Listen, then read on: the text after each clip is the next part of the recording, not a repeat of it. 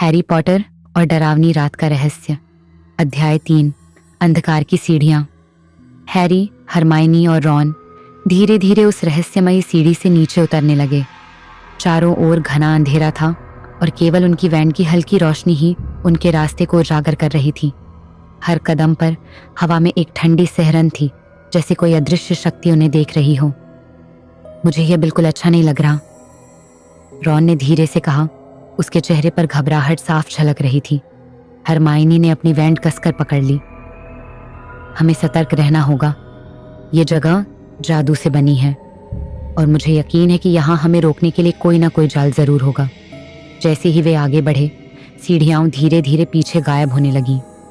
Hermione ने चौंक कर पीछे देखा।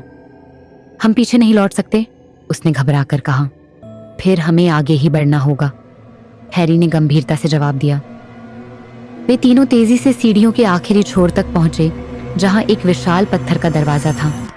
दरवाजे पर वही अजीब चमकते प्रतीक उकेरे गए थे जो कक्ष की दीवारों पर थे। हैरी ने धीरे से दरवाजे को छुआ और अचानक पूरा दरवाजा कांपने लगा। तुम यहां नहीं बचोगे, एक गूंजती हुई ठंडी आवाज दरवाजे के पीछे से आई।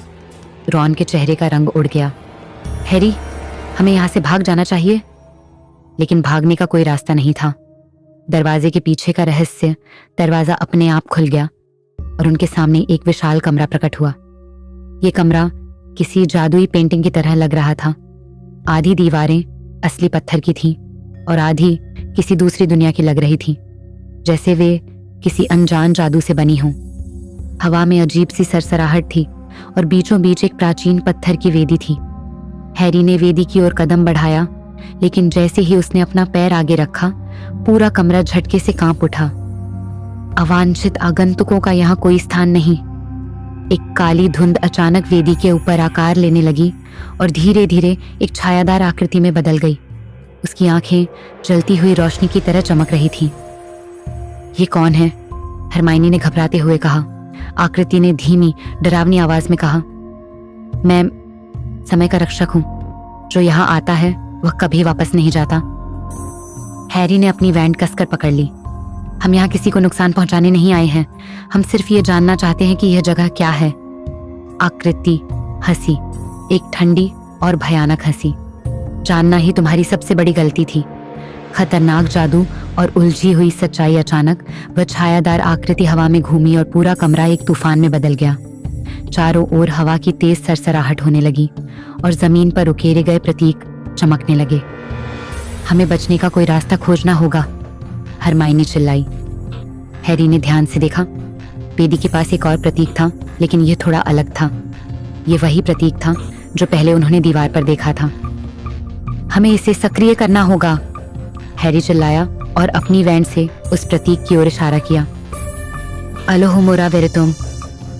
जैसे ही मंत्र पूरा हुआ, पूरा कमरा हिल गया और छायादार आकृति एक भयंकर चीख के साथ हवा में घुलने लगी। लेकिन इससे पहले कि वह पूरी तरह गायब होती, उसकी गूंजती हुई आवाज ने चेतावनी दी। तुमने इसे जगाया है, अब ये तुम्हारा पीछा कभी नहीं छोड़ेगा।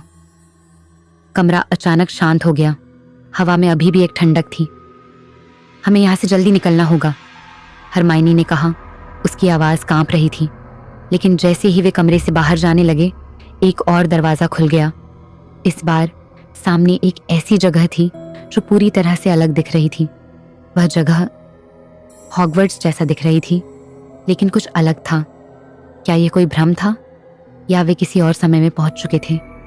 खतरा अभी खत्म नहीं हुआ था। अगले अध्याय में और बड़े रहस्य खुलेंगे। ऐसे ही एपिसोड देखने के लिए हमारे चैनल को सब्सक्राइब कर लें।